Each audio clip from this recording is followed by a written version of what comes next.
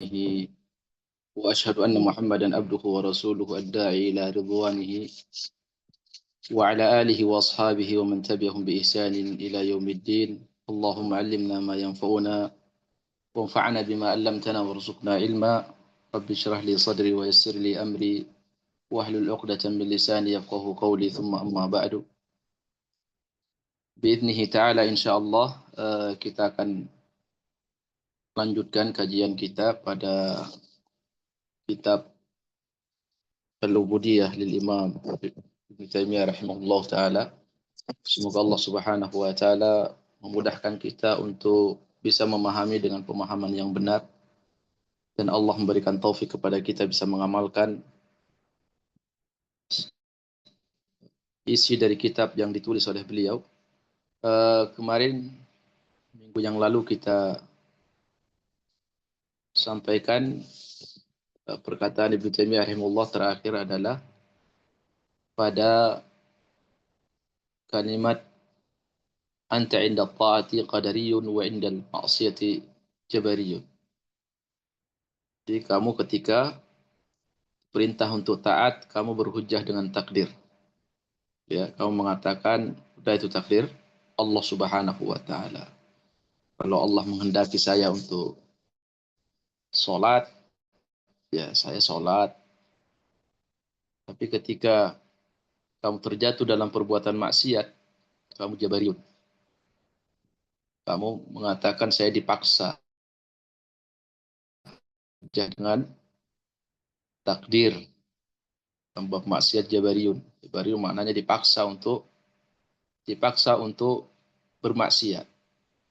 Kalau suruh melaksanakan sholat, mereka mengatakan itu apa? Sesuai takdir Allah Subhanahu wa taala. Jadi Jabariyah sama Qadariyun. Baik, kita akan melanjutkan pembahasan beliau kepada kalimat selanjutnya. Di intinya ini beliau Imam Ibnu Taimiyah rahimahullah di dalam bab ini beliau menjelaskan panjang ya terkait dengan masalah takdir, karena ini terkait qadha dan qadar serta asyar'u. Asyar'u itu perintah sama larangan Allah. Ini benar-benar banyak penyimpangan dari kalangan kaum muslimin, dan mereka kelompoknya macam-macam ya. Di kesalahan memahami takdir ketika dipadukan dengan perintah sama larangan sehingga fatal hasilnya. Dan mereka ini kelompoknya macam-macam ya, cara memandang takdir Allah Subhanahu wa taala dipadukan dengan perintah sama larangan Allah. Mereka itu rujukannya akal, sehingga kesimpulannya pun macam-macam. Kesimpulan mereka macam-macam yang nanti akan disebutkan oleh Ibnu Taimiyah pada pembahasan kelanjutannya. Maka beliau mengatakan, wa minhum sinfun yadda'una at-tahqiqa wal ma'rifata. Ada sebagian mereka, sekelompok dari mereka, yadda'un, mengaku. Kalimat mengaku ini kan berarti tidak benar ya. Kalimat pengakuan itu berarti tidak benar apa yang dia akui. Ini yang kita khawatirkan. Mengaku orang soleh padahal belum soleh di mata Allah Subhanahu wa taala.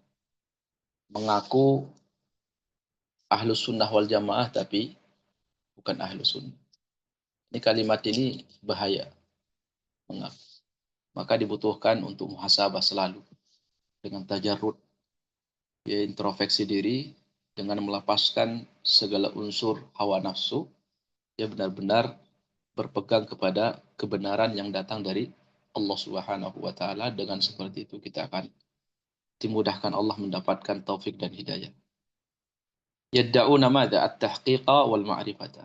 Mereka itu mengaku, yadda'un mengaku at-tahqiq wal ma'rifah. Mengaku mereka ini sampai kepada tahqiq, yaitu hakikat. Mereka yang mengaku punya ilmu hakikat dan ma'rifat. Yang mereka sering sebut dengan istilah tingkatan hakikat dan ma'rifat. Ma'rifah. Nah, ada sekelompok ini ngarah kepada kelompok Sufi ya, Taimiyah. Tapi Ibnu Taimiyah rahimahullah taala di sini dalam kitab ini jarang menyebut nama kelompok. Kenapa? Karena fokus beliau ingin kepada pembaca itu paham bahwa di dalam memahami takdir saat dipadukan dengan perintah dan larangan Allah itu banyak yang salah. Nah, beliau jelaskan itu, kesalahan-kesalahan itu saja. Tanpa beliau menyebutkan siapa kelompok itu. Dalam bab ini, beliau sebenarnya itu membahas tentang orang sufi. Sekelompok sufi itu ada yang mengaku sampai kepada tingkat ma'rifat atau hakikat. Bagaimana cara pandang mereka? Mereka mengaku yang sudah sampai kepada tingkat ma'rifat, yaz'umuna annal amra wan nahya lazimun. Bahwa perintah sama larangan itu wajib lazim. Lazim itu sama dengan wajib. Lazimun liman syahida li nafsihi fi'lan wa athbata lahu sunnah. Ini hanya wajib dilaksanakan oleh seorang hamba yang masih derajatnya itu level menyaksikan. Dia masih bersaksi, menyaksikan bahwa dirinya itu bisa berbuat. Dirinya punya hak untuk berbuat. Dirinya bisa punya pilihan untuk berbuat. Wa athbata lahu sun'an. Dan eh, apa meyakini bahwa dirinya bisa berbuat. Ya, ini sama dengan kalimat sebelumnya. Dinafsi fi'lan wa athbata lahu sun'an. Wa amma man syahida anna af'alahu makhluqatun. Tapi bagi orang yang sudah sampai kepada tingkat syahidah menyaksikan bahwa yakin sepenuh keyakinan bahwa perbuatannya itu makhlukah, yaitu ciptaan Allah, au annahu majburun ala dzalika, bahwa dia ini dipaksa. Ya, perbuatan semuanya ini tidak ada ikhtiar dia. Dia tidak punya pilihan. Semua gerakan dia itu sudah apa? Sudah ciptaan Allah Subhanahu wa taala. Maka tidak keluar. Sehingga istilah mereka majbur. Majbur dipaksa. Wa anna Allah huwal mutasarrif fihi, yang menggerakkan, yang ngatur semua gerakan manusia ini hakikatnya adalah Allah. Kama tuharriku sairul mutaharrikat. Sebagaimana Allah lah yang menggerakkan segala sesuatu yang bergerak. Fa'innahu yartafi'u anhu al-amru wan nahyu wal wa'du wal wa'id. Maka orang seperti ini sesungguhnya yartafi, sudah diangkat ya dari dia kewajiban perintah sama larangan, dan tidak berlaku lagi bagi dia janji dan ancaman. Wa'du itu janji, wa'id itu ancaman. Uh, saya akan menjelaskan dengan bahasa saya untuk saya simpulkan, karena susunan bahasa Arab itu ya kalau diterjemahkan apa adanya sulit untuk dipahami terkadang. Bahkan bukan sekadar terkadang, kebanyakan seperti itu. Makanya buku terjemahan itu sulit untuk difahami bagi orang yang tidak paham bahasa Arab. Ya, maksudnya untuk memahami secara sempurna itu susah, karena terjemahan itu harus dia mengikuti teks apa yang ada, tulisan apa yang ada. Tapi kalau susunan buku yang asli pakai bahasa Indonesia mudah difahami oleh orang Indonesia yang tidak paham bahasa Arab. Makanya kita tidak akan berpatokan kepada terjemahannya. Setelah diterjemahkan akan saya jelaskan apa maksud daripada Ibnu Taimiyah rahimahullah. Biar mudah kita pahami. Beliau mengatakan seperti ini. Ada sekelompok dari kaum muslimin, ya siapapun dia, mau mengaku kelompok apa dia, yang penting pemahaman jangan sampai ada. Yang terpenting itu. Makanya Ibnu Taimiyah ini juga pelajaran bagi kita bahwa yang terpenting itu adalah ma'ani, yaitu makna pemahaman yang ada atau hakikat pemahaman. Kalau sekedar nama itu kan tidak penting, tidak terlalu, bukan itu yang menjadi ukuran sebenarnya gitu. Misalkan contoh seperti ini, siapakah sebenarnya ahlu sunnah? Apa ukurannya? Apakah dengan penamaan, kelompok, atau pemahaman? Pemahaman. Ahlus sunnah itu di mata Allah adalah orang yang punya pemahaman ahlus sunnah. Bukan orang yang mengaku saya ahlus sunnah. Jadi dari sini bisa jadi ada orang mengaku ahlus sunnah tapi bukan ahlus sunnah di mata Allah. Ya, ada orang yang dia jarang mengaku ahlus sunnah, dia yang penting dia belajar, tapi pemahamannya ahlus sunnah. Dialah ahlus sunnah sebenarnya. Nah itu ya, makanya Ibnu Taimiyah hanya ingin menyampaikan kepada kita pemahaman yang keliru. Siapapun yang punya pemahaman seperti ini, apapun namanya, mau sufiah, mau apa, mau kelompok apa, tetap ini pemahaman keliru. Ya tetap pemahaman keliru. Seperti perkataan Abdullah bin Mas'ud, dia mengatakan, "I'rifal haqqa ta'rif ahlahu." Pelajari kebenaran supaya kau tahu siapa yang berada dalam kebenaran itu. Kita tidak mandang siapa dia. Yang penting kebenaran ada pada dia, kita akui. Ya, jadi jangan sekedar namanya, di hakikat daripada pemahaman. Ibnu Taimiyah ingin menyampaikan ada sekelompok dari kaum muslimin yang dia saksikan di zamannya bahwa mereka ini mengaku kami ini orang yang sudah sampai kepada hakikat, tingkat hakikat dan makrifah. Nah, mereka mengatakan punya pemahaman seperti ini. Kalau kami sudah sampai kepada tingkat hakikat, maka perintah sama larangan itu tidak wajib lagi bagi kami. Kenapa? Karena kami sudah sampai kepada hakikat daripada perbuatan kami, katanya. Jadi kita ini berbuat hakikatnya apa? Sebenarnya perbuatan kita ini hakikatnya ciptaan Allah. Ya. Allah yang menciptakan kita bergerak. Allah Subhanahu wa taala yang menciptakan kita bergerak untuk sholat. Allah yang menciptakan gerakan kita untuk berpuasa. Allah yang menggerakkan ciptaan kita untuk ini dan itu. Sehingga kesimpulan mereka, kalau kita sudah sampai kepada tingkat seperti ini, yakin dengan sepenuh keyakinan bahwa tidak ada gerakan kita kecuali ciptaan dari Allah, maka kita tidak wajib lagi untuk sholat dan tidak lagi terkena beban perintah sama larangan. Nah mereka, siapakah yang masih berhak, yang punya kewajiban untuk selalu bersama perintah dan larangan Allah? Mereka itu adalah satu kelompok yang keilmuan mereka hanya sebatas masih meyakini bahwa perbuatan dia adalah hasil usaha dia. Dia berbuat, dia itu melaksanakan sholat, itu hasil daripada keinginan dia sendiri. Bukan karena Allah Subhanahu wa Ta'ala. Jadi selama seseorang itu masih meyakini dia berbuat, itu dia adalah hasil usaha dia sendiri, keinginan dia sendiri. Itu berarti keilmuannya belum sampai kepada hakikat. Hakikat apa itu? Hakikat siapa sebenarnya yang menggerakkan dia untuk berbuat. Nah, selama dia belum sampai kepada hakikat ilmu yang ilmu yang kami ketahui kata mereka, maka dia wajib untuk melaksanakan perintah dan larangan Allah Subhanahu wa taala. Dia masih wajib untuk sholat, masih wajib untuk meninggalkan ini dan itu sesuai dengan perintah dan larangan Allah. Tapi kalau sudah sampai kepada tingkat hakikat, maka sudah tidak berlaku lagi perintah sama larangan. Ini ada, ya ada di kalangan kaum muslimin. Dan ini uniknya bukan orang kafir, ya, tapi orang Islam sendiri, sekelompok dari kaum muslimin.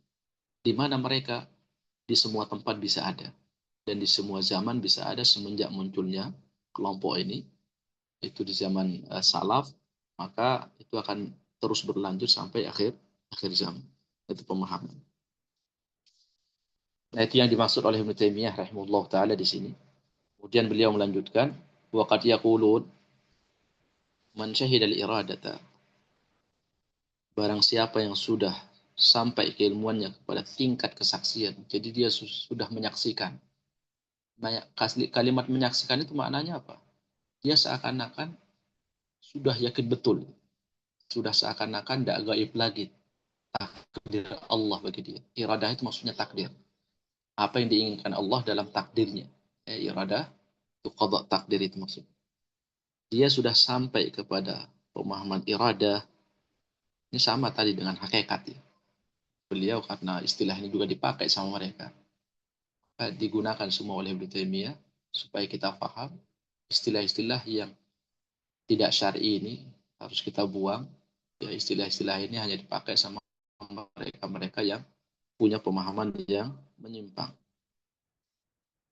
Mereka mengatakan bahwa orang yang sudah sampai kepada level menyaksikan hakikat takdir, sakata anhu at-taklif, maka beban perintah sama larangan sudah jatuh, gugur.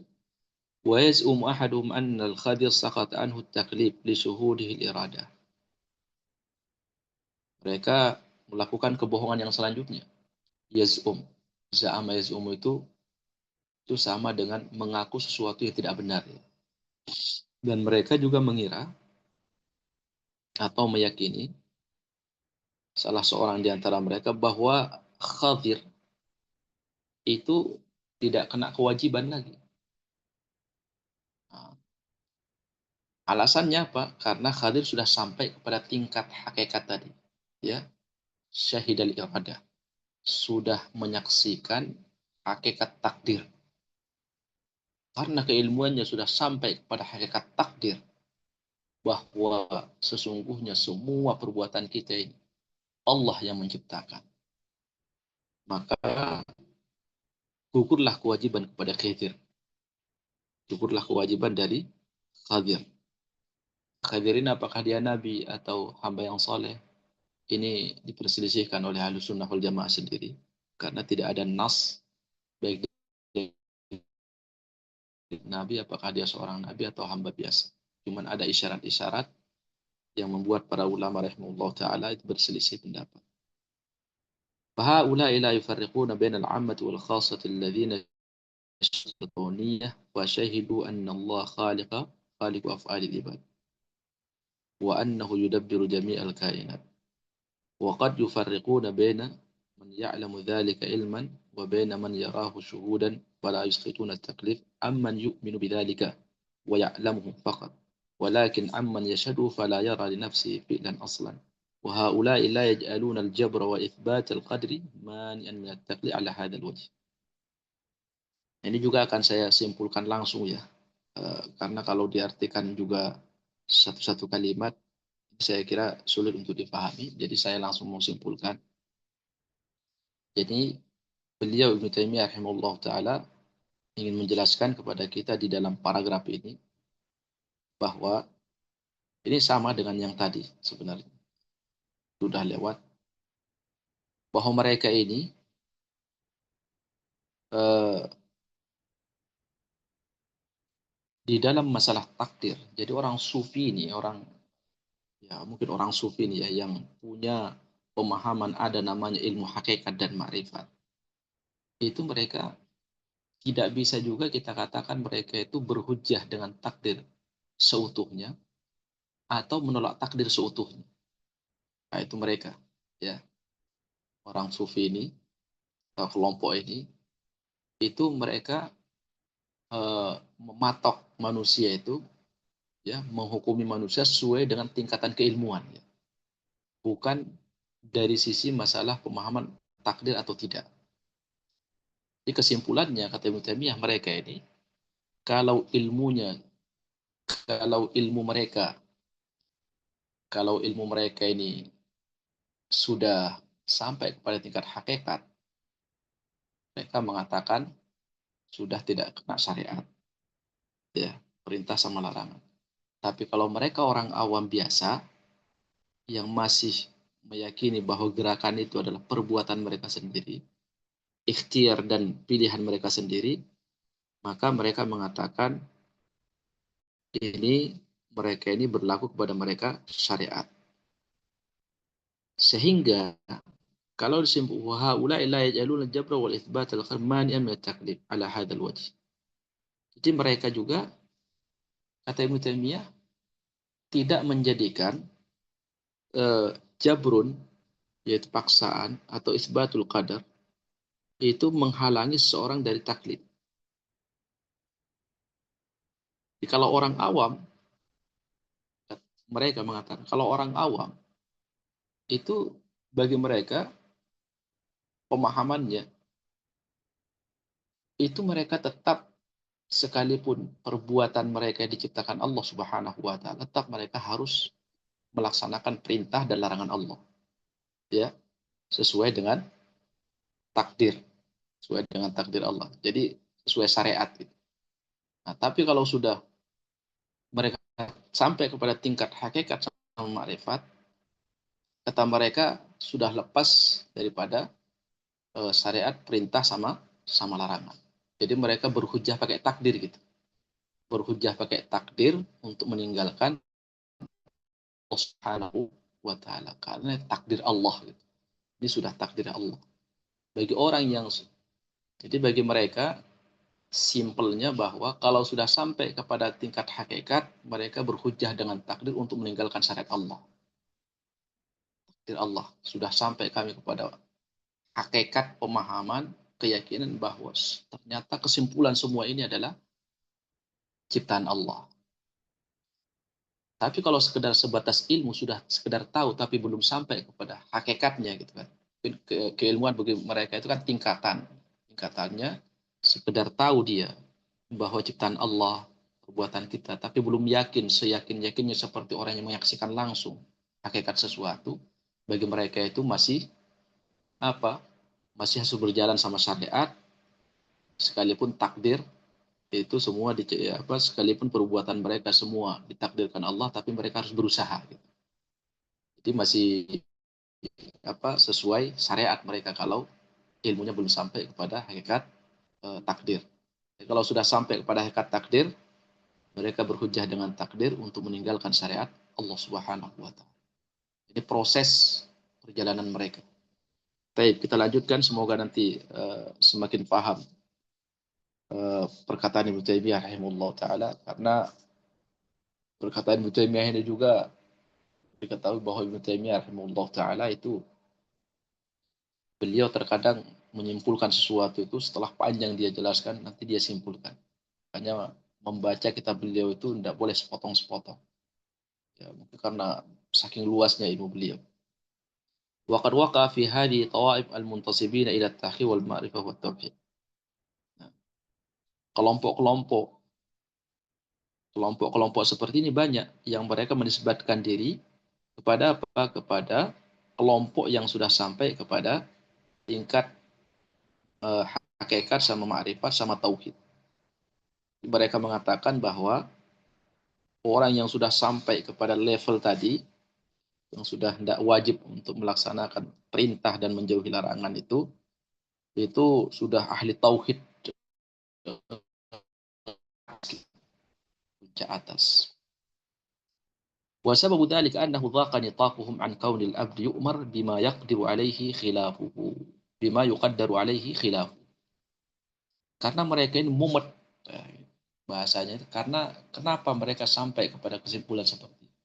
Karena mereka ini bingung, atau bahasanya mumet pikirannya, memahami antara apa? Antara memadukan antara perintah sama larangan, dan ada juga takdir.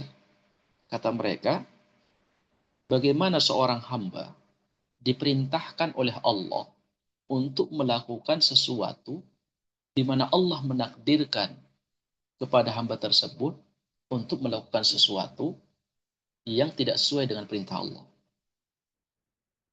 Maknanya adalah Allah merintahkan untuk taat. Sementara Allah di waktu yang sama Allah takdirkan hamba tersebut untuk bermaksiat. Bagaimana? Waqa nitaquhum. Jadi mumet pikiran mereka. Nah, karena semuanya rujukan mereka ini kepada akal, makanya sekali lagi, akal yang dijadikan rujukan oleh mereka, akhirnya kesimpulannya seperti itu. Kama waqa nitaqul mu'tazilati wa nahwi minal qadariyah an dzalik. Sebagaimana sebaliknya. Sebagaimana sebaliknya, Mu'tazilah justru mengatakan takdir tidak ada. Mereka manusia itu dia yang menciptakan, dia yang membuat perbuatannya sendiri. Kalau Mu'tazilah itu mereka meyakini tidak ada orang yang bisa keluar dari perintah dan larangan Allah. Ya. Tapi kesesatan mereka kalau dalam bab ini Benar Mu'tazilah ya. Mu'tazilah itu pemahamannya tidak ada yang bisa keluar dari perintah sama larangan Allah setinggi apapun level ilmunya. Tapi kesesatan mereka itu, penyimpangan mereka dari mana? Dari sisi yang lain dia. Mereka mengatakan saat seorang hamba mudah untuk melaksanakan perbuatan amalan kebaikan, itu bukan Allah yang menakdirkan. Itu hasil usaha mereka sendiri. Saat seorang hamba terjatuh ke dalam perbuatan maksiat, itu bukan Allah yang menakdirkan.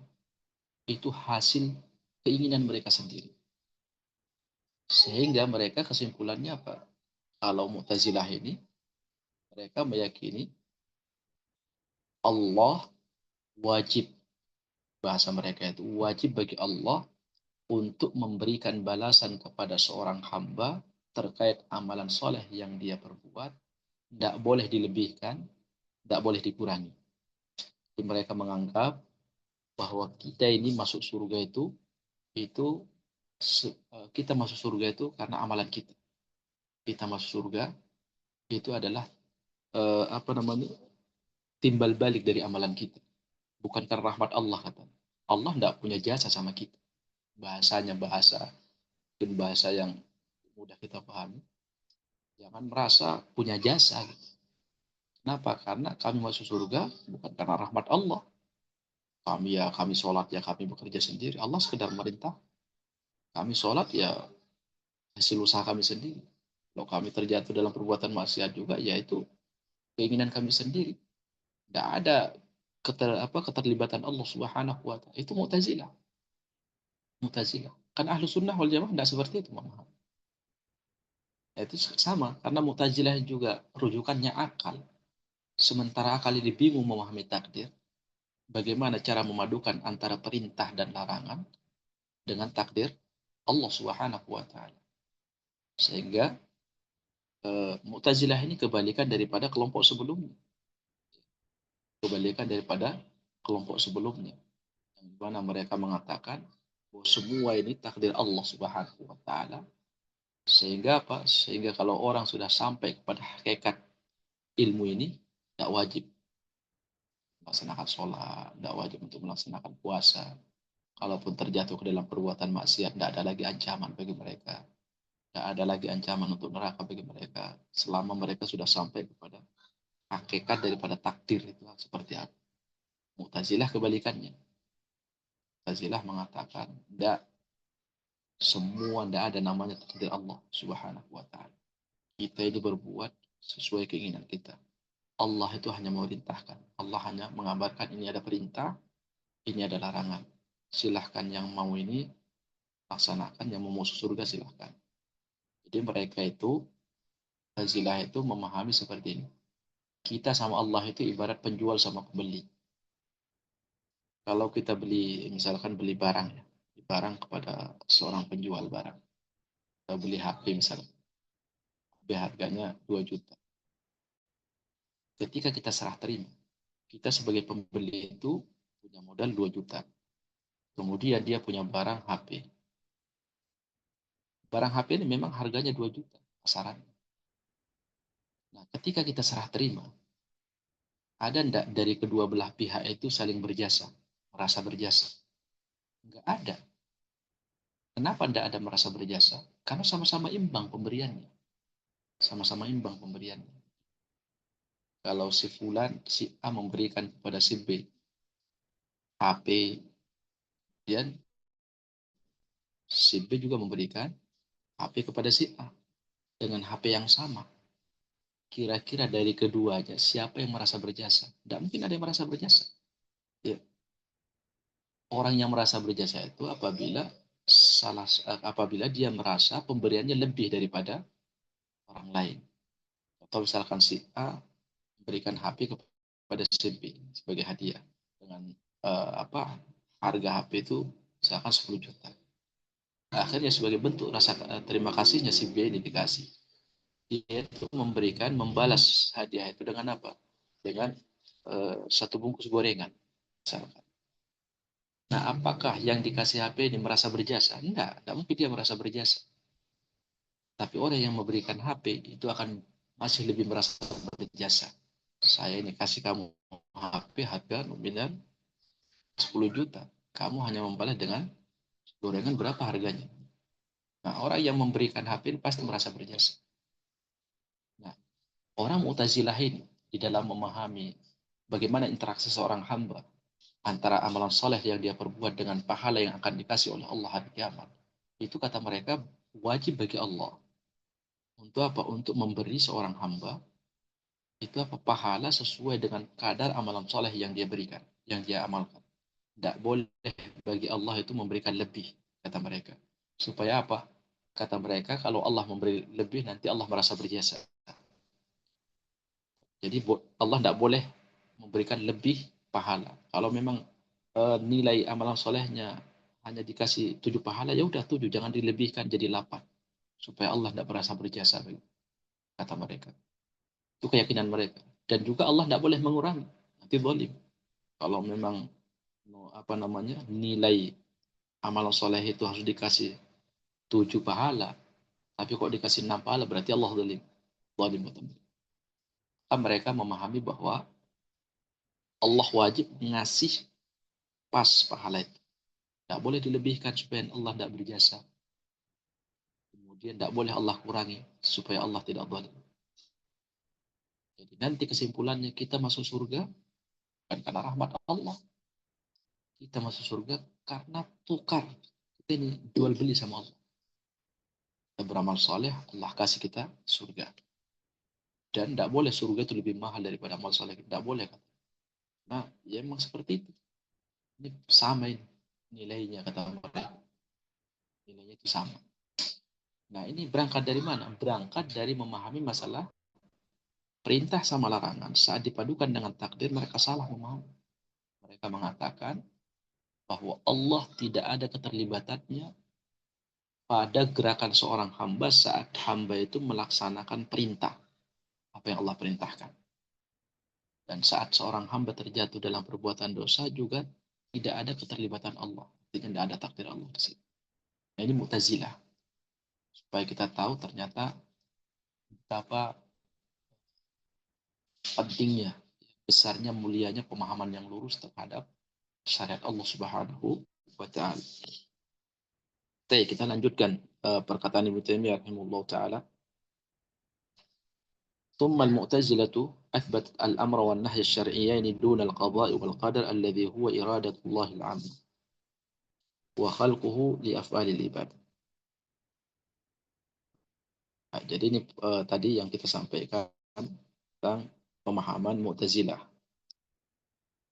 Dari Mu'tazilah ini muncul ada namanya Qadariyah lagi, Jabariyah afwan. Wa haula'i athbatul qada'a wal qadar wa nafau al-amra wan nahya fi haqqi man syahida al-qadara id lam yumkinhum nafyu dzalika mutlaqan.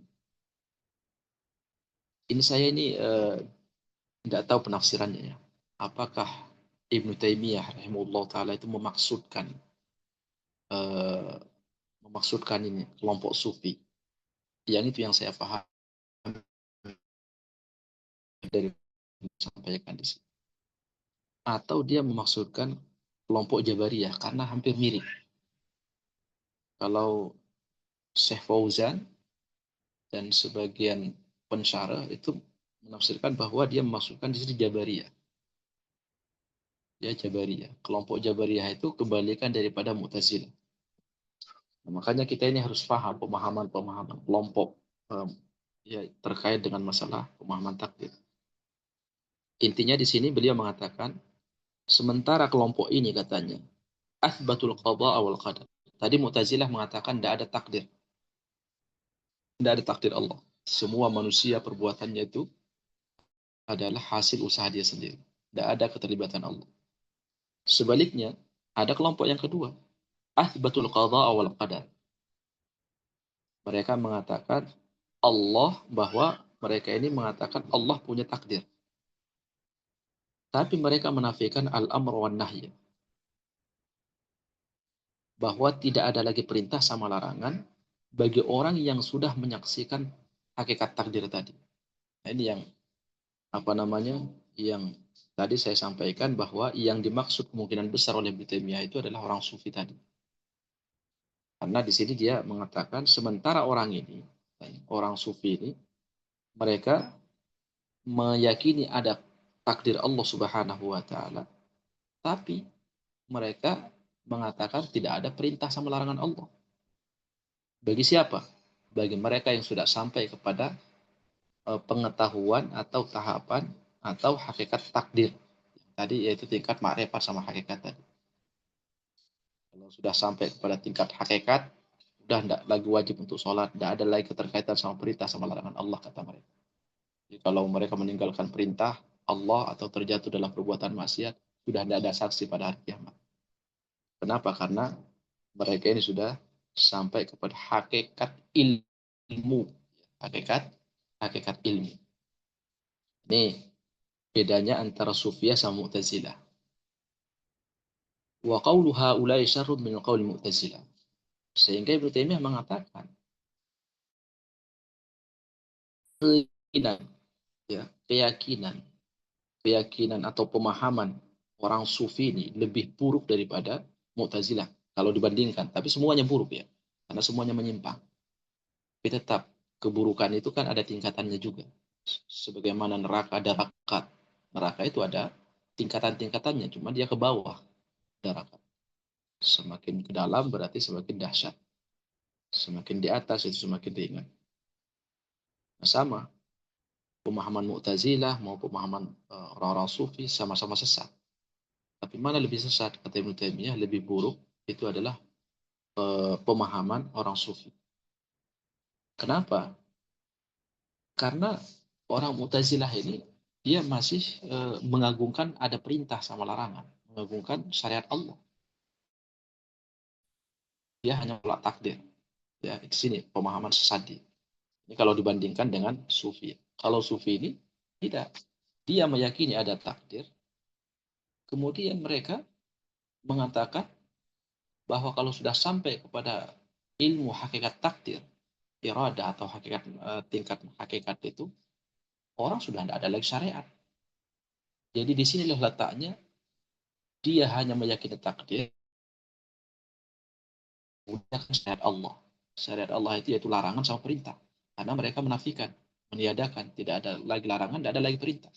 Dari perbandingan inilah Ibnu Taimiyah kemudian mengatakan bahwa orang sufi lebih buruk pemahamannya daripada orang Mu'tazilah. Jadi kan kita bandingkan. Kenapa? Karena Mu'tazilah masih itu apa? Mengagungkan ada perintah sama larangan Allah. Mengakui mereka. Sementara orang sufi ini sudah mengatakan tidak ada larangan Allah. Sekalipun mereka secara takdir menetapkan orang sufi, orang Mu'tazilah mengatakan takdir tidak ada. Manusia itu berbuat sendiri. Buat sendiri, hasil usaha sendiri. Dari sini sisi lebih buruk. ولهذا لم يكن في السلف من هؤلاء أحد وهؤلاء يجعلون الأمر والنهي للمحجوبين. Oleh karenanya kata Ibnu Taimiyah, karena saking buruknya pemahaman ini, tidak pernah ditemukan di zaman salaf, maksudnya sebelum Ibnu Taimiyah rahimahullah taala atau jauh sebelumnya Ibnu Taimiyah, itu tidak ada yang punya pemahaman seperti ini, yang mengatakan bahwa orang lepas dari syariat Allah, tidak layak kena kewajiban, itu tidak ada. Yang ada itu dulu Mu'tazilah, ya, Qadariyah, Jabariyah, Khawarij, Jahmiyah, gitu. Tapi pemahaman dengan semakin tingginya ilmu, semakin lepas dari syariat Allah, kata Ibnu Taimiyah, tidak ada ini. Ini buruk, saking buruknya, sampai orang yang sesat sebelumnya pun itu tidak ada yang punya pemahaman seburuk itu. Itu kata Ibnu Taimiyah. Dan mereka ini hanya menjadikan syariat itu kepada al-mahjubin. Al-mahjubin. Siapa al-mahjubin? Itu orang awam. Kalau kamu masih awam, sholat. Selama kamu masih yakin wajib sholat, berarti ilmu kamu itu belum tinggi gitu ya. Belum tinggi ilmunya, masih rendah. Jadi kalau kamu sudah yakin bahwa kamu tidak wajib sholat, berarti ilmu kamu sudah sampai kepada tingkat ma'rifat, tingkat hakikat, yaitu syuhudul iradah. Itu istilah-istilah mereka. Ya, hakikat, ma'rifat, atau syuhudul iradah. Sudah menyaksikan hakikat takdir gitu maksudnya. الذين لم يشهدوا هذه الحقيقة الكونية ولهذا يجعلون من وصل إلى شهود هذه الحقيقة يسقط عنهم الأمر والنهي وصار من الخاصة. Kalau ilmunya orang ini sudah sampai kepada suhudul hakikah, menyaksikan hakikat takdir, hakikat keinginan Allah, yaitu takdirnya, maka gugurlah kewajiban bagi mereka. Tidak ada lagi al-amru, tidak ada lagi an-nahyu, ya. Wasara binal khasah. Dan dia sudah menjadi orang-orang khusus spesial, ya, orang-orang spesial. Kenapa? Karena keilmuannya. Kata Ibnu Taimiyah rahimahullah taala, apa kemungkinan besar yang membuat yang dalil mereka yang mereka jadikan sebagai hujah punya pemahaman bermata rantai seperti ini. Wa rubbama ta'awwalu ala dzalika qauluhu ta'ala. Kemungkinan besar kata Ibnu Taimiyah rahimahullah. Ibnu Taimiyah juga tidak memastikan, ya. Berangkat dari mana mereka ini? Apakah mereka punya pijakan di dalam syariat? Kalau tadi tasalsul mata rantai tadi tidak ada itu pijakan. Coba Ibnu Taimiyah ingin mencari apa mereka ini berangkat dari dalil yang mana gitu. Kok sampai punya mata rantai pemahaman seperti ini? Kata Ibnu Taimiyah mencoba. Kata Ibnu Taimiyah rubbama ta'awwalu. Kemungkinan mereka ini mentakwil, ya, menafsirkan firman Allah yang berbunyi wa'bud rabbaka hatta ya'tiyakal yaqin, dan sembahlah Rabb wahai Muhammad sampai keyakinan datang kepadamu. Maknanya sampai kamu mendapatkan keyakinan yang besar. Wa ja'alul yaqina wa ma'rifatu hadhil haqiqah.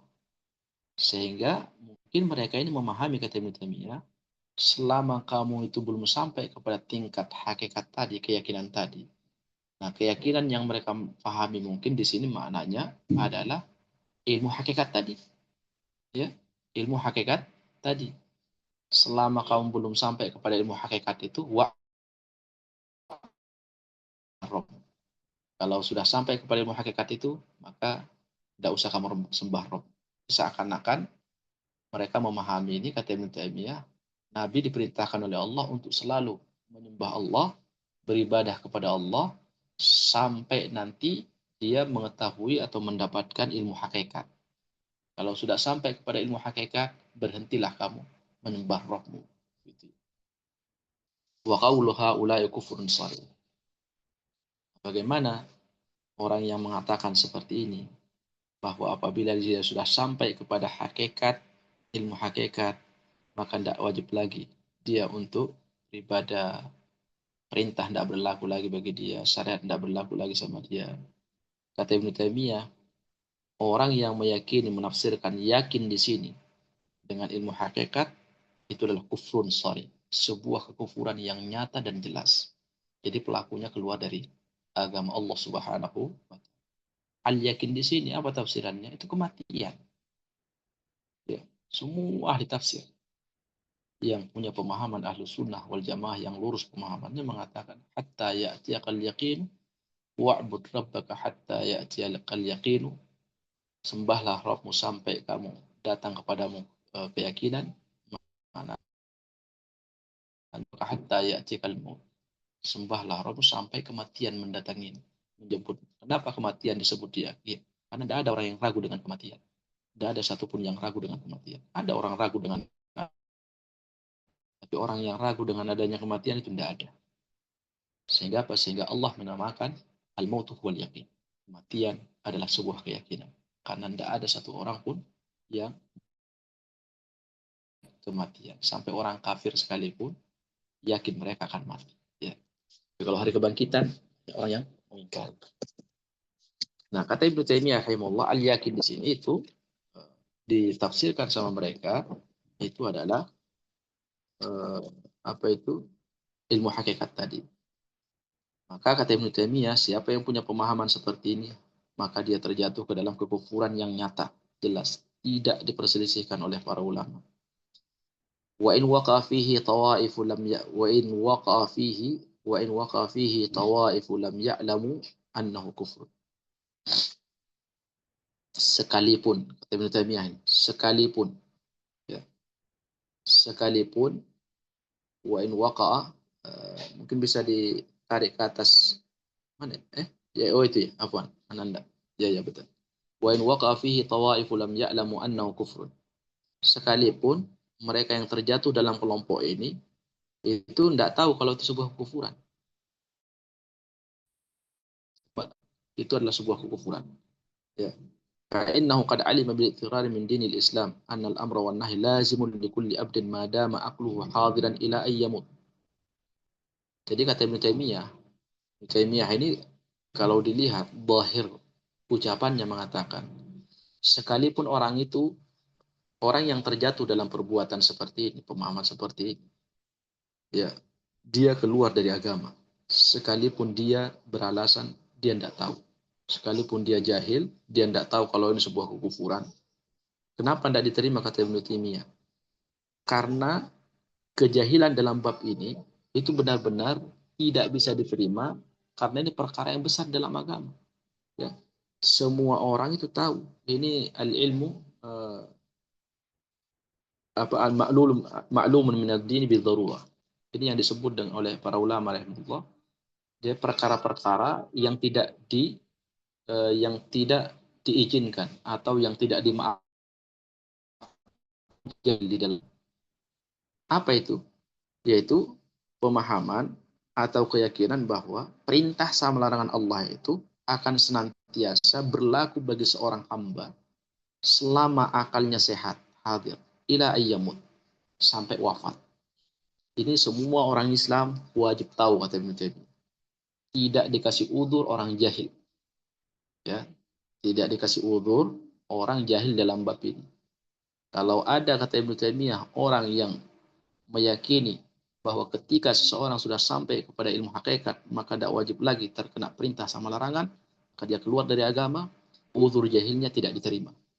Kenapa? Karena perkara ini sesuatu yang tidak boleh seorang muslim pun ya di dunia ini untuk bodoh terhadap hukum ini.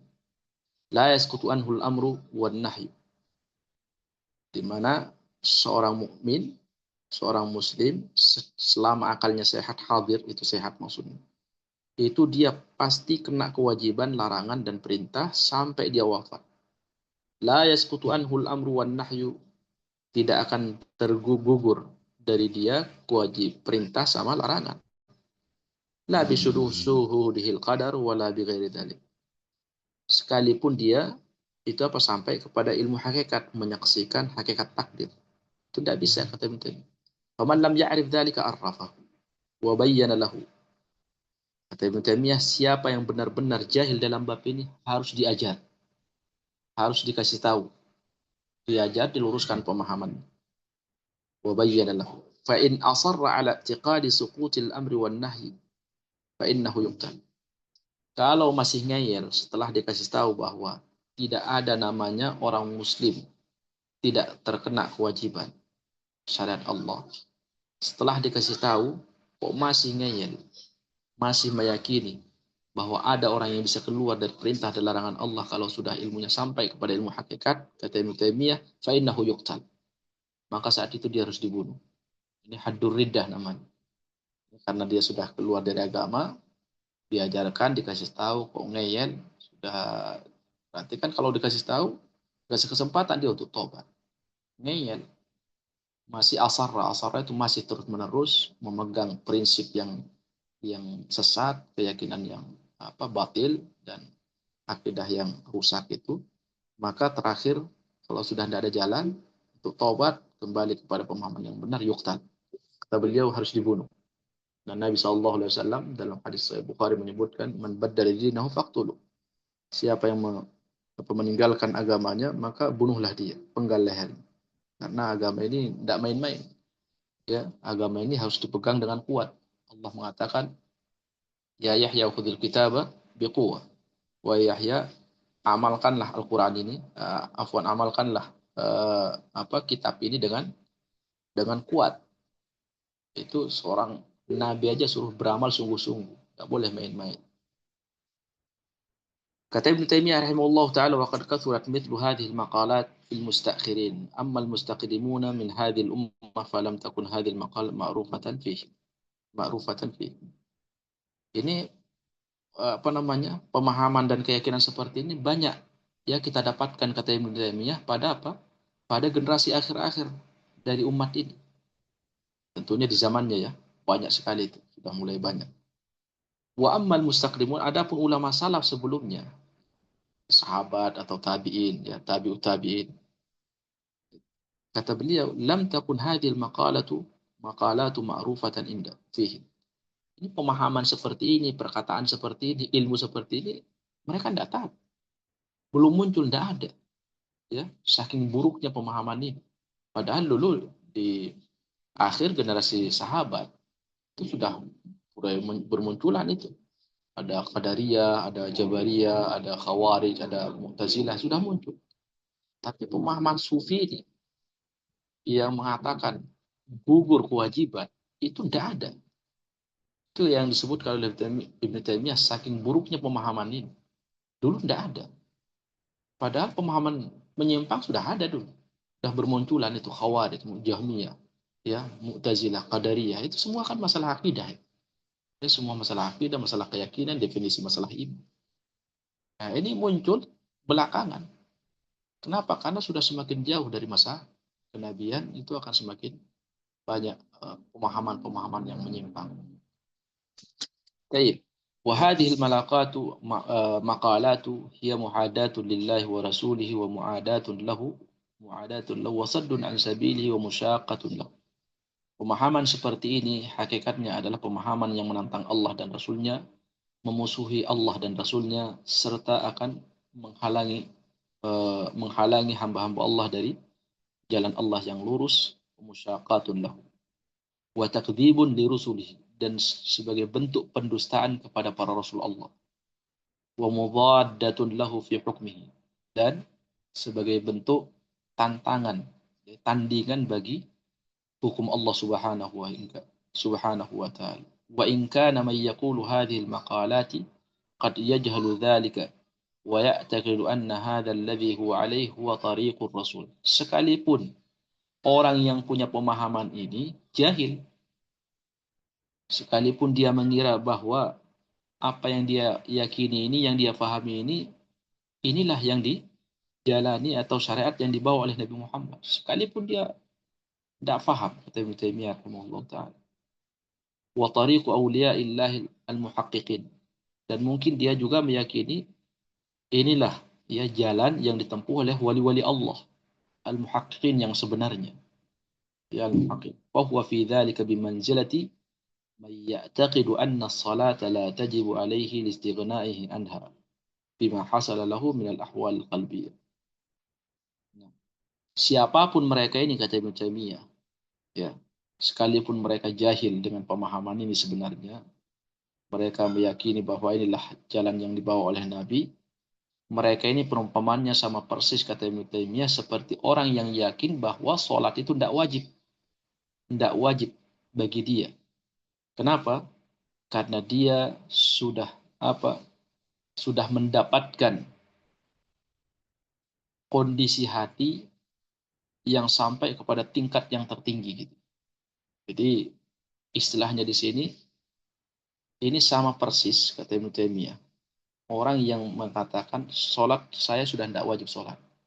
Jika ditanya kenapa kamu tidak wajib sholat, karena saya sudah merasakan kelezatan di dalam batin. Karena sholat itu tujuannya kan mendapatkan kelezatan. Ya. Kalau saya sudah mendapatkan kelezatan dengan ilmu saya, maka sholat tidak wajib lagi, karena sholat itu wasilah.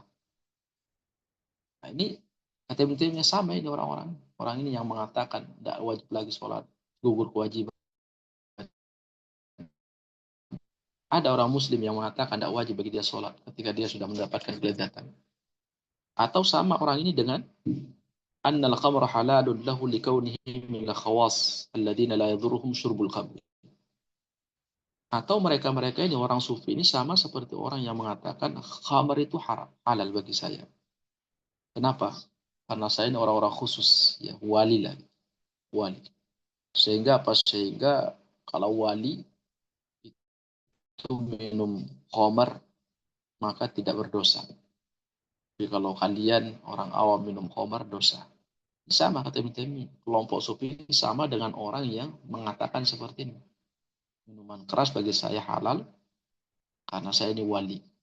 Atau orang khusus Allah subhanahu wa ta'ala. Kalau sudah wali, maka tidak dosa untuk bermaksiat kepada Allah. Au anna al-fahishata halalun lahu li'annahu sara kal bahri la tukaddiruhu adz-dzunub wa nahwa dzalik. Atau orang sufi ini persis sama dengan orang yang mengatakan perbuatan keji, fahisyah, perbuatan zina itu sudah halal bagi saya. Kenapa? Karena ilmu saya ini sudah luas. Ya, ilmu saya ini sudah tinggi sehingga ilmu saya ini seperti lautan sudah. Seperti air lautan, air laut. Air laut itu katanya la tuqaddirhu dzunub. Di air laut karena saking banyaknya, begitu juga ilmu saya. Karena saking luas ya sudah ilmu saya, dosa yang saya lakukan ini sudah tertimbun dengan banyaknya ilmu saya.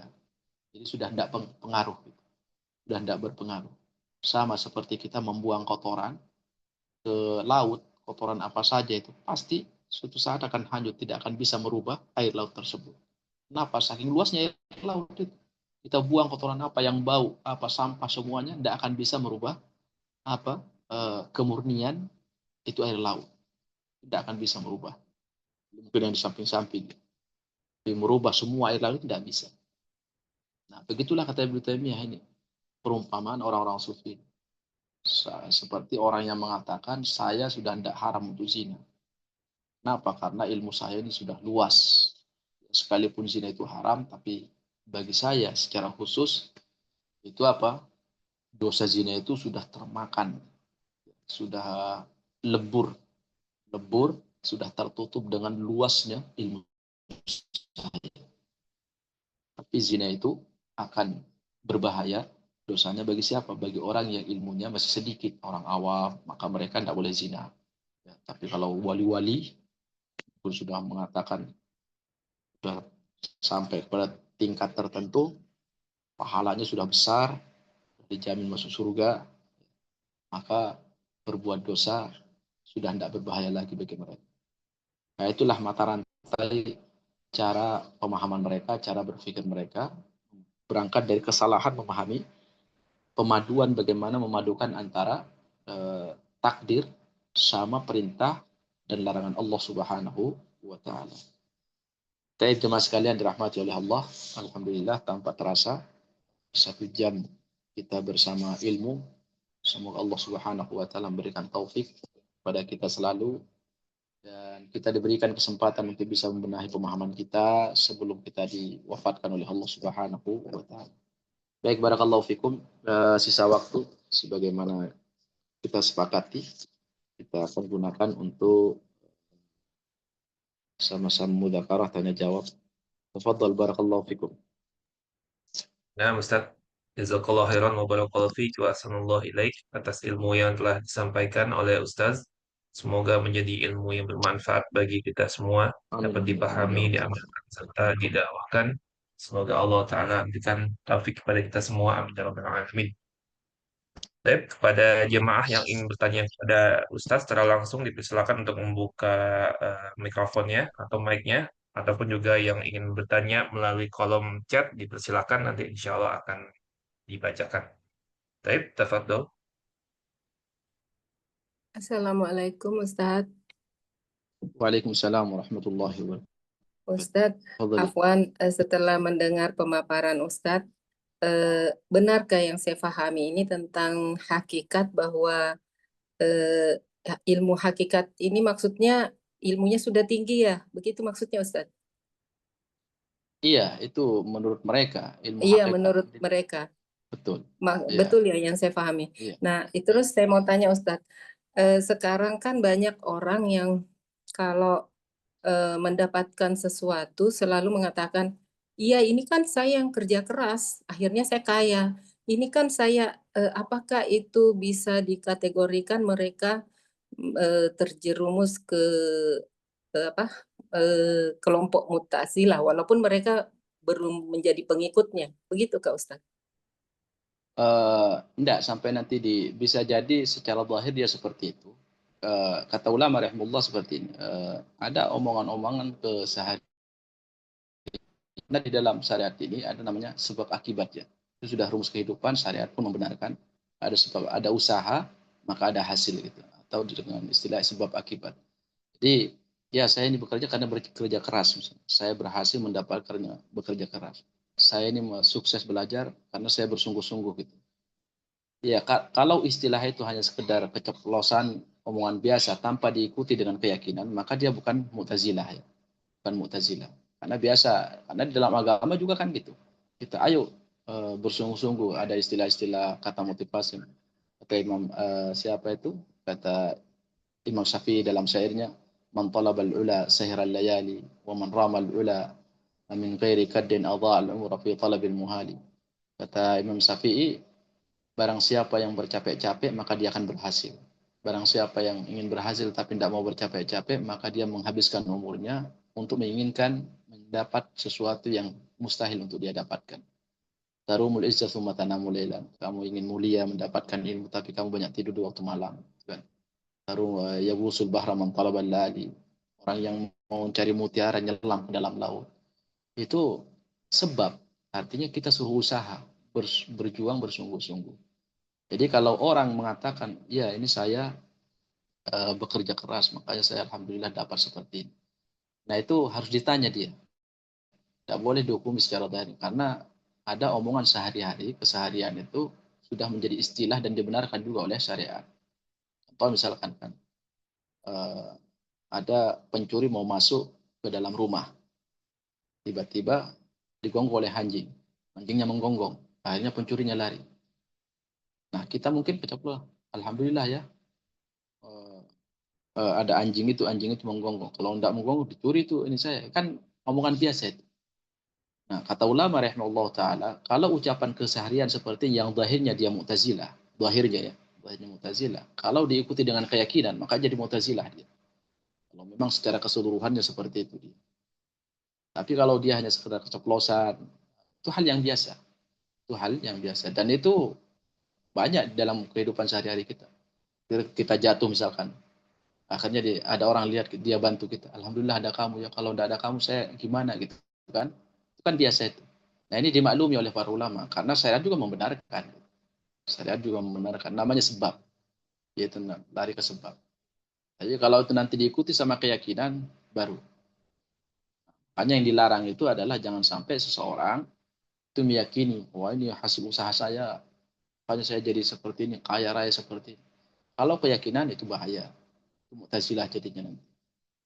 Dan sekalipun kalau dia tidak meyakini itu, maka itu insya Allah tidak sampai kepada kelompok Mu'tazilah. Cuman memang kita diajarkan adab gitu ya. Jangan sampai dengan saat kita sudah berhasil dengan usaha keras kita, kerja keras kita, akhirnya kita sering mengucapkan kalimat seperti itu. Makanya kan di dalam Al-Quran kita ini sering diberikan adab ya. Itu Nabi Sulaiman alaihissalam ketika jin Ibrit, bukan jin Ibrit, seorang hamba yang soleh saat itu mampu mendatangkan istana Bilqis di hadapan dia di daerah Baitul Maqdis atau di Palestina, maka dia mengatakan hadza min fadli rabbi liyabluwani ashkuru am akfur. Ini keutamaan rahmat yang Allah berikan kepada saya sebagai bentuk ujian. Seharusnya seperti itu orang muslim. Ya harta yang banyak ini sekalipun saya yang usaha, itu kan sebenarnya usaha itu siapa yang menggerakkan dia usaha kan semuanya untuk itu juga Allah Subhanahu wa taala. Seperti itu. Barakallahu fikum. Semoga mudah dipahami. Ya, alhamdulillah Ustadz paham. Berarti kembali lagi amalan hati ya Ustadz ya. Iya betul, amalan hati. Iya Ustadz. Jazakallah khair Ustadz penjelasannya. Wa iyyakum jazakallahu khairan. Baik, jazakumullah khairan barakallahu fikum atas pertanyaan dari jemaah dan juga penjelasan dari Al-Ustaz. Selanjutnya jika ada yang bertanya kembali, dipersilakan.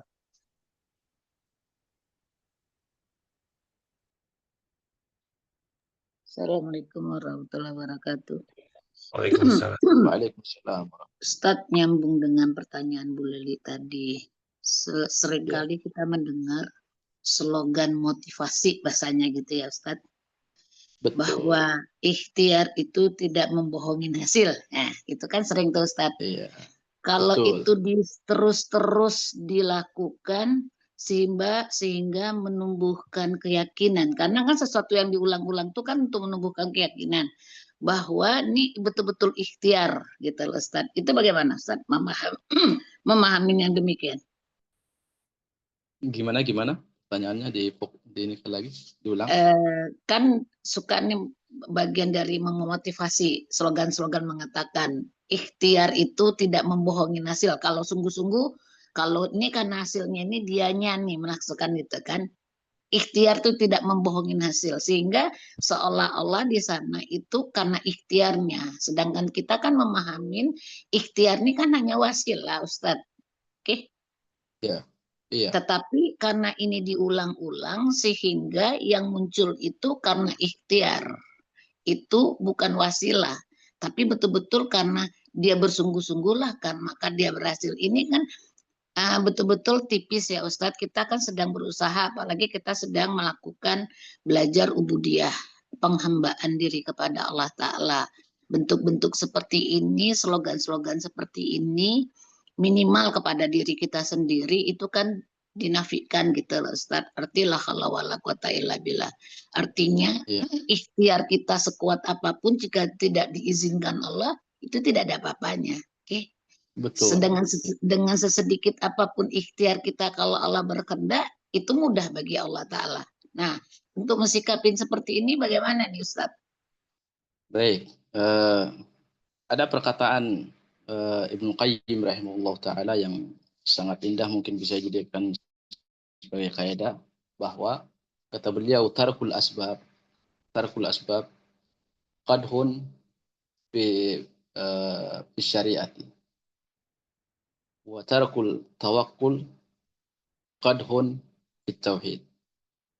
Jadi meninggalkan usaha berpangku tangan, syariatnya cacat. Dan meninggalkan tawakal, menyerahkan kepada takdir Allah setelah berusaha, itu adalah tauhidnya yang cacat. Jadi ikhtiar itu sebenarnya dia hanya sekedar yang zahir saja ya. Zahirnya saja yang diminta. Ikhtiar. Tapi untuk batin itu tetap dia harus kembalikan kepada Allah Subhanahu wa taala. Makanya ikhtiar itu kan hanya terkait dengan yang zahir dia. Misalkan kita mau jadi orang kaya, ya kerja. Ya kerja kan pakai zahir. Zahir kita, tangan kita, pakai usaha. Jadi usaha itu dia hanya terkait dengan masalah apa? Kebanyakan itu masalah zahir. Anggota tubuh kita. Memang kalau orang yang sering menisbatkan diri hasil usahanya kepada dirinya sendiri, itu memang bisa mempengaruhi hati lama-kelamaan. Tapi tetap motivasi untuk ikhtiar itu syariat juga menekankan. Makanya di dalam Al-Quran kan banyak di dalam Al-Quran. وَبِذَلِكَ فَلْيَتَنَافَسِ الْمُتَنَافِسُونَ وَمِثْلِ هَذَا فَلْيَعْمَلِ الْعَامِلُونَ. Maka karena mahalnya surga itu, hendaklah ini yang dijadikan bahan untuk persaingan, kata Allah. Tanafus, suruh berlomba-lomba kita. Berarti kan suruh ikhtiar. Kan? Kemudian وَبِذَلِكَ وَلِمِثْلِ هَذَا فَلْيَعْمَلِ الْعَامِلُونَ, kata Allah dalam Al-Quran. Untuk yang seperti inilah, yaitu surga, nikmatnya surga dan dahsyatnya neraka, hendaklah orang itu beramal gitu. Itu motivasi untuk ikhtiar semua. Jadi terkait dengan masalah masalah takdir itu dari awal sering kita sampaikan, takdir itu dia lebih kuatnya kepada hati. Jadi hati kita jangan sampai keluar daripada takdir Allah Subhanahu wa taala. Ya, saya mau bekerja keras. Sekarang siapa yang mau menggerakkan kita untuk gerakin? Allah Subhanahu wa taala. Jadi hatinya kuat, disandarkan kepada Allah, kepada takdir Allah Subhanahu wa taala, kemudian dia juga berusaha ikhtiar secara zahir. Jadi seperti itu semuanya. Sampai dalam bab tatayur saja Ibnu Mas'ud radhiyallahu anhu mengatakan seperti ini. Tatayur itu tidak ada di dalam Islam. Tidak ada kesialan dalam pakai tatayur. Maksudnya menentukan nasib lewat binatang atau lewat benda. Ya. Tapi kata Ibnu Mas'ud, terkadang itu muncul dalam hati seorang hamba. Laki yudhibu tawakkul. Tapi akan dihilangkan oleh tawakul. Itu maknanya apa? Kata Ibnu Mas'ud seperti ini. Kan terkadang ada khurafat-khurafat, contoh misalkan kita ada keyakinan di Indonesia ini, kalau kendaraan nabrak kucing, itu pasti atau biasanya punya keyakinan mereka itu kendaraan itu akan kena musibah nanti, entah nabrak atau apa gitu ya. Nah, kita sebagai seorang muslim yang paham, yang tahu bahwa itu sebuah kesyirikan, maka kita tidak meyakini. Tapi ketika kita nabrak kucing, nah, kita yang terjatuh dalam perbuatan nabrak kucing.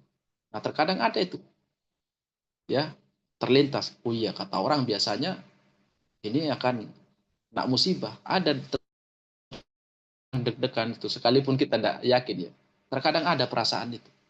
Nah, kata Ibnu Mas'ud radhiyallahu anhu, ya orang muslim tetap sekalipun perasaan itu ada, terkadang susah untuk dihilangkan, maksudnya keraguan, ketakutan, jangan-jangan itu yudhibu tawakul, langsung dia hilangkan dengan tawakal kepada Allah, serahkan semuanya kepada Allah sekalipun bisikan itu ada. Kan pasti beda rasanya ya, beda perasaan antara orang yang tahu ada khurafat seperti itu dengan orang yang tidak tahu. Contoh misalkan si A, dia tahu ada khurafat kalau kendaraan nabrak kucing itu biasanya kena musibah. Akhirnya dia nabrak.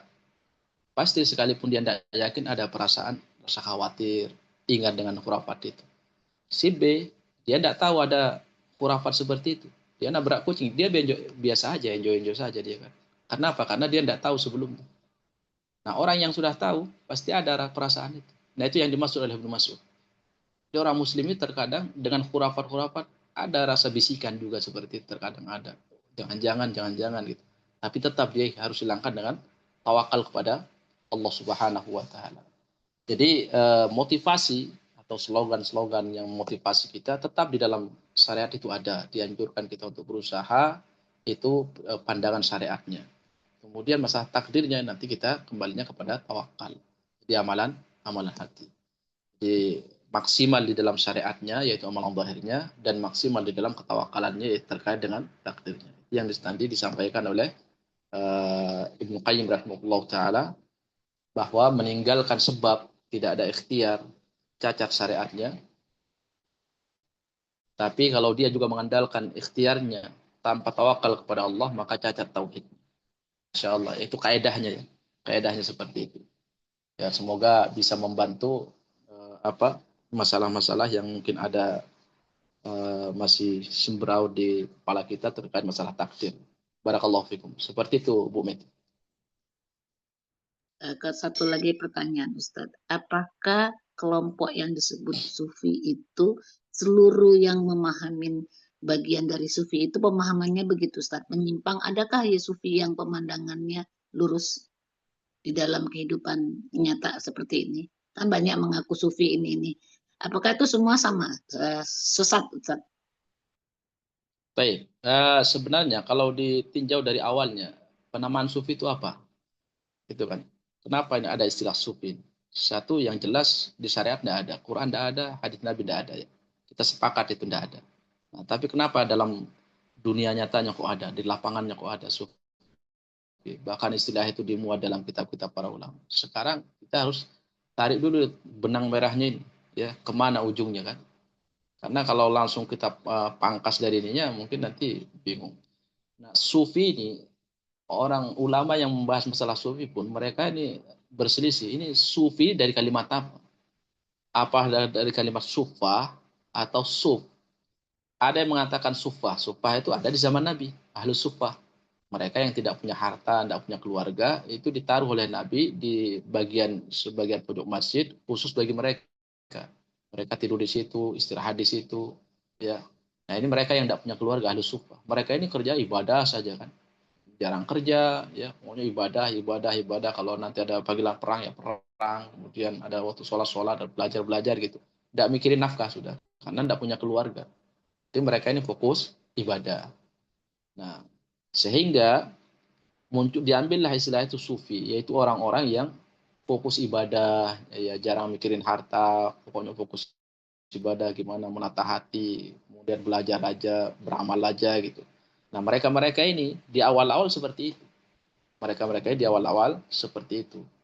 Kemudian ada juga yang memaknai bahwa kenapa mereka disebut sufi? Karena mereka ini punya kebiasaan di awal, katanya mereka yang ingin fokus ibadah ini, mereka sering pakai baju yang terbuat dari suf, bulu domba. atau bulu binatang. Supaya apa? Supaya mereka pakaiannya sederhana gitu, tidak mau mewah-mewah gitu. Ya zuhud lah, orang-orang zuhud gitu ya. Jadi fokus dengan ibadah. Nah, apakah dari supa atau dari sup atau dari bulu binatang, itu keasliannya kita juga tidak tahu karena ini sejarah ya, sejarah. Intinya di awal mereka ini, orang sufi ini adalah orang, mereka-mereka yang fokus ibadah kepada Allah, dan mereka ini benar-benar ingin zuhud terhadap dunia ini. Itu awalnya. Itu awalnya. Jadi mereka ini bagaimana menata hati, kemudian fokus ibadah kepada Allah, tapi tidak keluar dari sunnah Nabi SAW. Imam Al-Junaidi, Al-Junaid itu bukan, tidak seperti sufi-sufi yang dikenali. Namun kekinian, ya seperti Abdul Qadir Jailani juga sama. Seperti Ibnu Qayyim sebenarnya, itu dia dipandang oleh sebagai ulama juga ini, dalam bab ini, ke kelompok itu, karena dia banyak membahas masalah hati. Nah, cuman kekinian-kinian ini banyak sekte-sektenya ini sudah mulai berkembang, akhirnya penyimpangan-penyimpangan, ada yang fokus kepada masalah hati saja, tidak mau lagi belajar Al-Quran, tidak mau lagi belajar masalah hadis gitu ya. Kalau Ibnu Qayyim kan tidak, semuanya dipelajari sama dia. Tapi dia lebih fokus kepada menata hati banyak. Tapi ada juga ilmu buku-bukunya yang lain. Jadi kesimpulannya bahwa tidak semua orang yang pemahaman sufi ini itu seperti itu.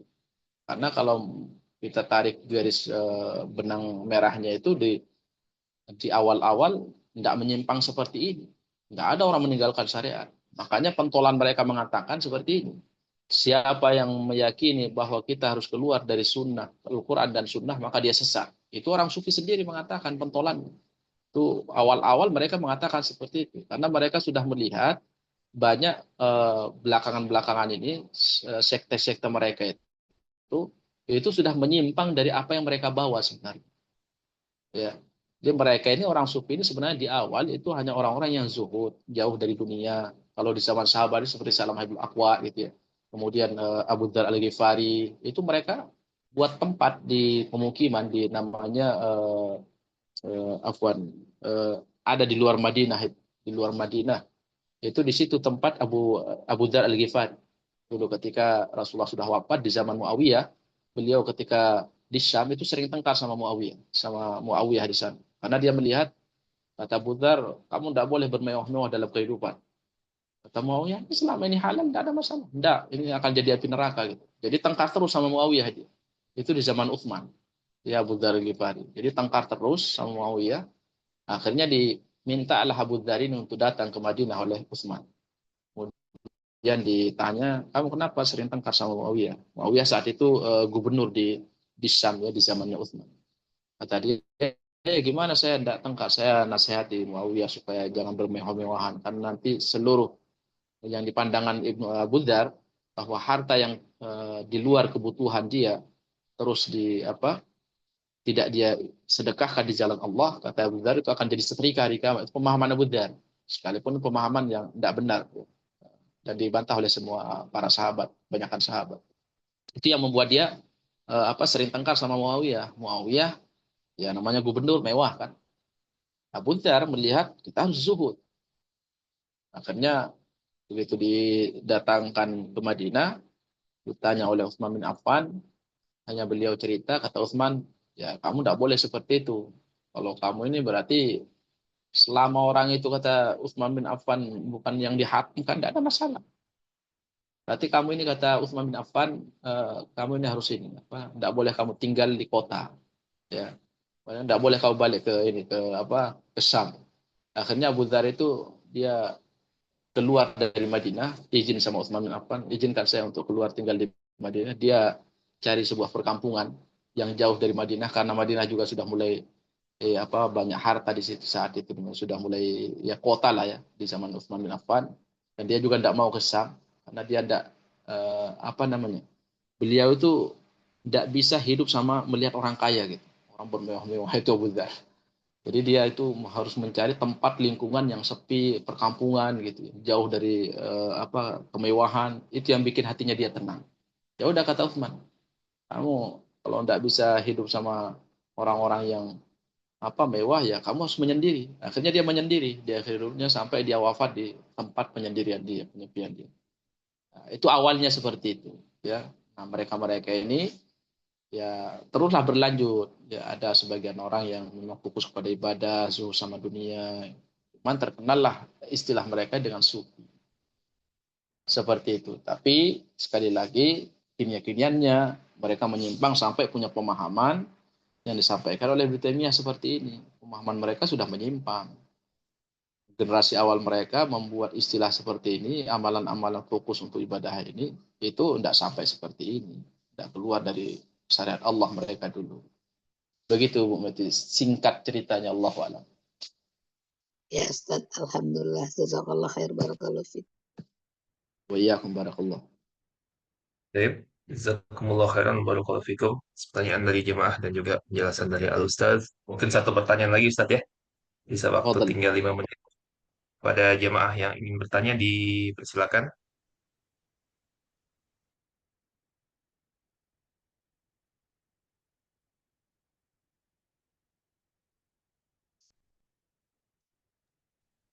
Nah, mungkin Ustaz sebelum di akhir Ustaz, Ana ada sedikit pertanyaan Ustaz. Eh, Fadal. ini eh, kenapa Ustaz ya? Maksudnya untuk penyimpangan terhadap pemahaman akidah ini, Ustaz, yang menyimpang ini tidak apa ya? Mereka tuh tidak mengambil mungkin pemahaman seperti apa yang dipraktikkan oleh generasi-generasi terbaik gitu, seperti yang ada hadisnya kalau nggak salah Ustaz ya, sebaik-baiknya manusia Iya, adalah generasiku, kemudian generasi berikutnya, kemudian generasi berikutnya dan berikutnya gitu Ustaz. Kenapa mereka iya. membuang itu? Berarti membuang contoh-contoh yang mereka bisa contoh gitu Ustaz. Penyebabnya kenapa Ustaz kira-kira Iya, yang itu mengambil? tadi betul. Makanya itu yang sering disampaikan oleh para ulama rahimahullah, kembali kepada hidayah tadi. Kembali kepada hidayah dan taufik dari Allah Subhanahu wa taala. Hanya eh, kita ini bersyukur kepada Allah apabila diberikan oleh Allah Subhanahu wa taala kesenangan, kecintaan dan kita bisa mengamalkannya itu sesuai dengan cara dan pemahaman yang diamalkan oleh para sahabat radhiyallahu anhum. Semua itu kembali kepada hidayah. Maka tidak usah ditanya kenapa ya. Kalau kita tanya kenapanya, ya mungkin kita juga kan bisa kita balikkan kepada kisah Abu Talib. Kurang apanya Abu Talib ya di samping Nabi langsung kan gitu. Kalau kita ini malah jauh dari Rasulullah, tidak pernah lihat Nabi, secara geografi juga jauh, secara masa zaman juga jauh gitu kan. Tapi kenapa kita bisa mendapatkan hidayah itu? Ya dengan mudah kita menerima syariat Rasulullah SAW. Abu Talib pamannya sendiri, bahkan dia yang membela Rasulullah dalam berdakwah, itu tidak mendapatkan itu, sulit untuk mendapatkan. Padahal dia pun yakin apa yang dibawa oleh Nabi itu benar. Sampai dalam syairnya itu masyhur tertulis. Ya, andaikan saya tidak khawatir ini oleh bangsa Arab, maka saya akan membuat mata kamu sejuk memandang bibir saya bisa mengucapkan syahadat. Itu Abu Talib. Abu Talib mati dalam keadaan kafir.